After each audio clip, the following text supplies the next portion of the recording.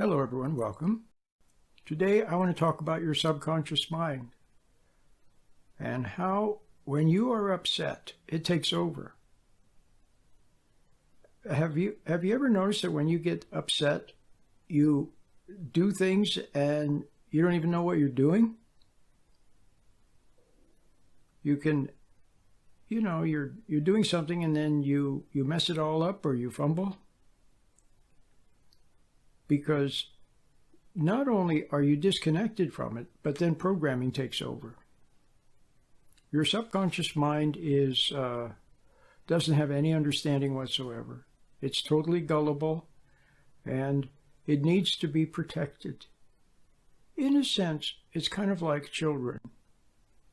Children need to be protected by wise and vigilant parents, don't they?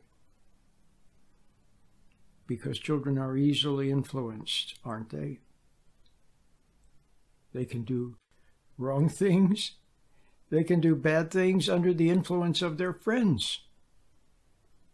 Or you see your kids watching some video game and they're jumping around and doing exactly what the entertainer is doing. You see what I mean? So children need to be watched with vigilant parents. Well, the subconscious mind is the same way, and the parent is your conscious mind. You often, when you read the Philokalia, for example, mystical and spiritual writings from the Desert Fathers, they often talk about vigilance, don't they? Vigilance. Well, you have to be vigilant. And the way your conscious mind is vigilant is when it has wisdom, understanding, and awareness. And the only way you can receive understanding and wisdom is when you are aware. So, the conscious mind, let's say your soul, can be either aware or unaware. And when you are aware, then you are aware of subtle, intuitive guidance, wordless guidance from above. It's called intuition, common sense, a gut level knowing. But when you are not aware, when your consciousness is wooed by, seduced by something,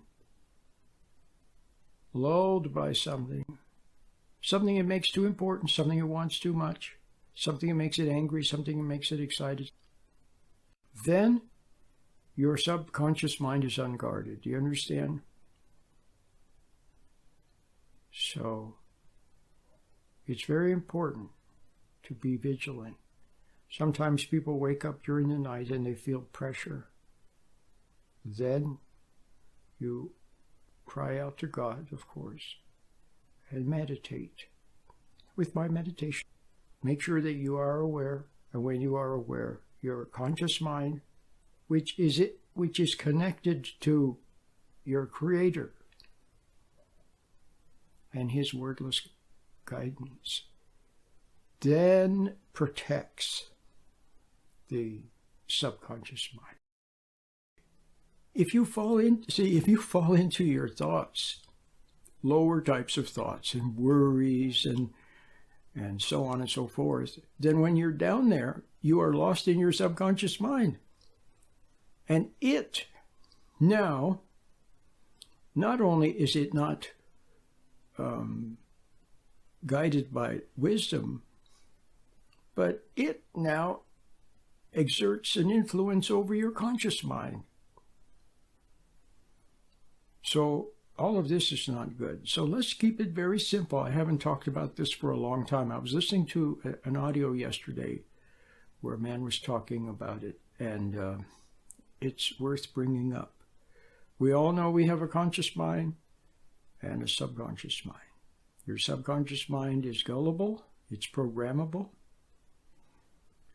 It's vulnerable, and it needs a vigilant soul, an aware soul, connected to a fount of wisdom and understanding which comes from God, so that it, being the good parent, it has a calming, stabilizing, and protective influence over the subconscious mind. So now do you see why people are trying to get your attention? Why they're trying to woo you and seduce you and shock you and excite you and get you caught up with them? Because when you're caught up with them, they know that they have the advantage. Your subconscious mind is unprotected, and it's vulnerable, it's suggestible, and it's programmable.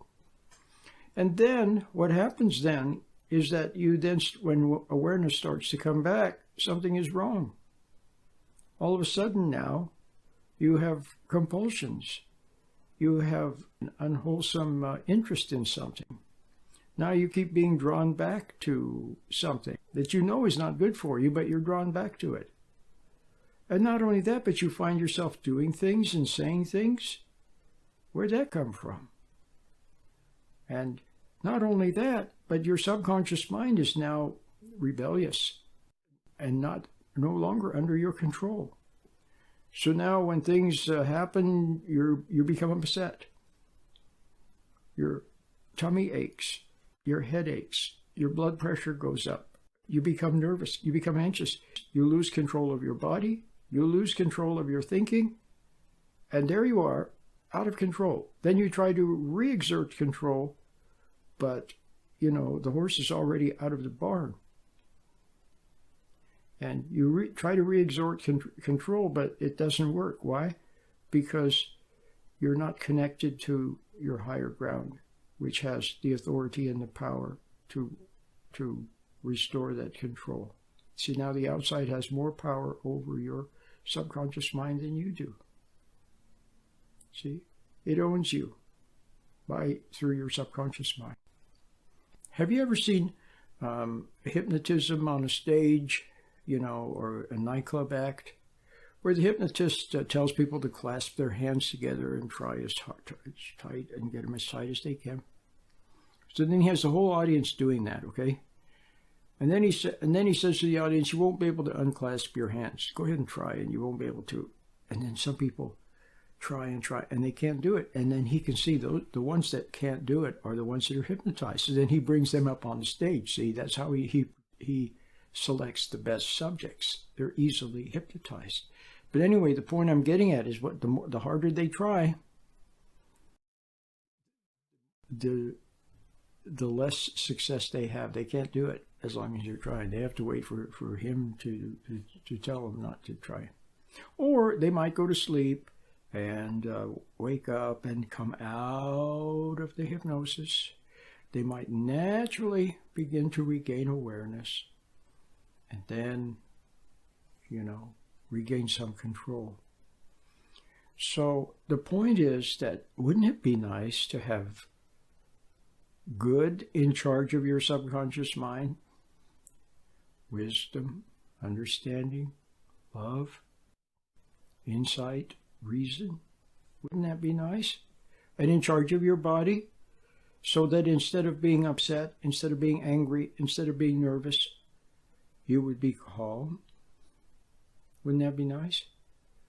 Well, it can happen, but you have to use the little meditation that I have. You just have to use it. Otherwise, the world is too strong. Your wife is too strong. Your friends are too strong.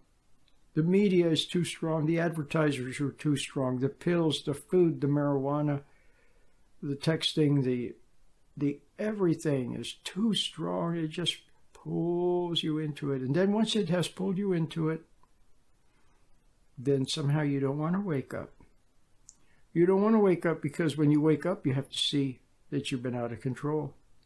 And you don't want to see that. So, therefore, you do need to use the little meditation that I have. So I highly recommend that you get it. You go to sheddingshackles.com and there it is. And it's free. I have the 4-part one, which is free, and I have the 8-minute one, the short 8-minute one, which is free. You should use them. And I have free resources there too. Then I have a lot of YouTube videos to watch, and I have books. I have a lot of nice books. You should get them. See, if you read my book before you're aware, see, then you're just reading it without awareness, and the things that I say just mix in with whatever's already there. And what you need is to wake up, to read a little bit and say, oh, I see. That's what you need. Now, you might be able to wake up on your own. Yeah, you might be able to wake up just by listening to me and by reading my books. Or you might wake up just by taking a look at your life and seeing that it's a mess and saying, hey, something's wrong. It's a wake-up call. See? But the trouble is, when we get a wake-up call, a lot of times we're so shocked by what we see. It makes us so scared that we don't want to wake up. So we retreat back into our daydreams and flounder there. A lot of people would rather be lost in worries and fears and doubts, where they're caught up there rather than face the truth. So I think I've said enough. You need to wake up. Your consciousness needs to wake up and stay awake. And then you can be vigilant, like the Desert Fathers in the Philokalia tell us to be vigilant, watchful. Christ often said, watch. And behold, I come quickly, and things like that. And people often thought, well, you know, it was like he was telling them to watch because something's going to happen right away. But it could also be that he was telling them, giving them advice that's always good.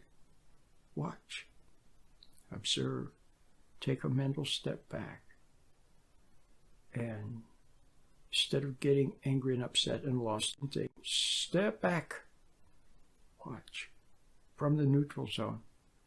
And there you can see what's happening and discern, and you will also be given the right thing to do or the right thing to say from your Creator. So you need to be close to Him. He's your spiritual parent. Now you're not close to Him, and so your emotions are out of control. Your worries are out of control. Your body is out of control. Your life is out of control. All you can do is struggle against it and repress it and put on an act. But you need natural control, which comes from above.